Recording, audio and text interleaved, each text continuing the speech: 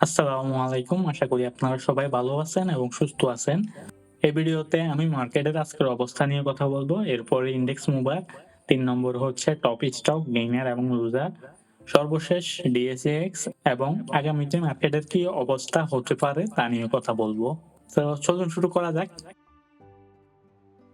So market আজকে ৫,১৯৭.৮৭ এ আছে, যেটা আপনার ৩০.৪৮ নেগেটিভ মুভমেন্ট দিয়েছে।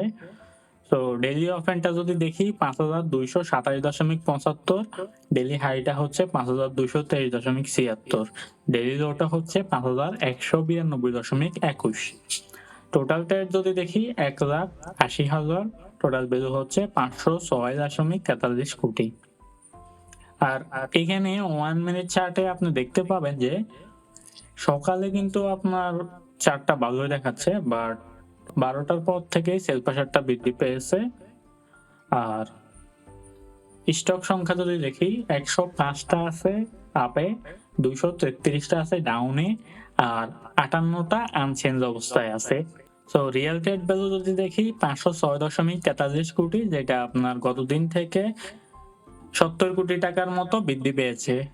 সো নেগেটিভ মার্কেটে ট্রেড ভ্যালুটা বৃদ্ধি পাওয়া এটা একটু সমস্যা।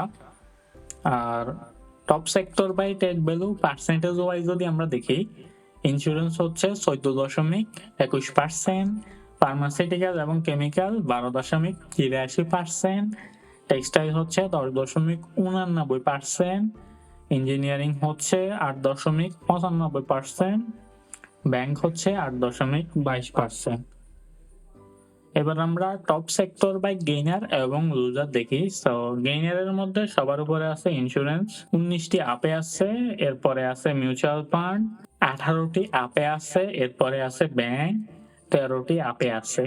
এবার আমরা ডাউনটা যদি যাই, ডাউনের মধ্যে সবার উপরে আছে টেক্সটাইল, ৩৭টি ডাউনে আছে, এরপরে আছে ইঞ্জিনিয়ারিং, ৩৩টি ডাউনে আছে, এরপরে আছে ফার্মাসিউটিক্যাল এবং কেমিক্যাল, ২৮টি ডাউনে আছে। এবার আমরা ইনডেক্স মুভারে যাই।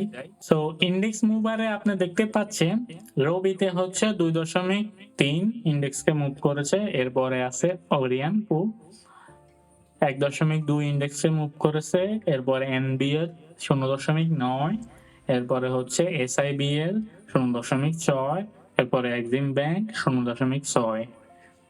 আর নেগেটিভে যদি দেখি, নেগেটিভে আপনি দেখতে পাচ্ছেন জিবি হচ্ছে ৩.২ ইন্ডেক্সকে নেগেটিভ করেছে, এরপরে ব্যাট বিসি ৩, এরপরে হচ্ছে স্কয়ার ফার্মা ২.৫, এরপরে আছে ওয়ালটন ২.১। এইবার আমরা টপ গেইনার এবং লুজারে যাই। টপ গেইনার এবং লুজারে যদি দেখি, সবার উপরে আছে এসআইবিএল, এরপরে আছে আইসিবি ইসলামী ব্যাংক, এরপরে আছে পুরাবি জেন ইন্স্যুরেন্স কোম্পানি, এরপরে আপনি বাকিগুলো দেখতে পাচ্ছেন।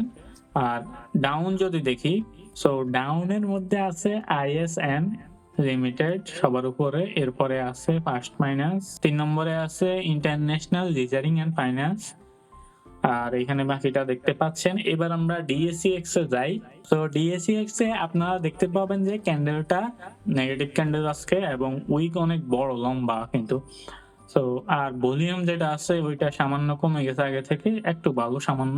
এখন এখানে আসলে মার্কেট এমন এক অবস্থায় যে এখানে একটা সাপোর্ট লাইন তৈরি করে উপরের দিকে যাওয়ার পসিবিলিটিটাই বেশি। আর হিস্টোগ্রাম যদি দেখেন, হিস্টোগ্রাম কিন্তু নেগেটিভটা সামান্য বড় হয়ে গেছে আগে থেকে।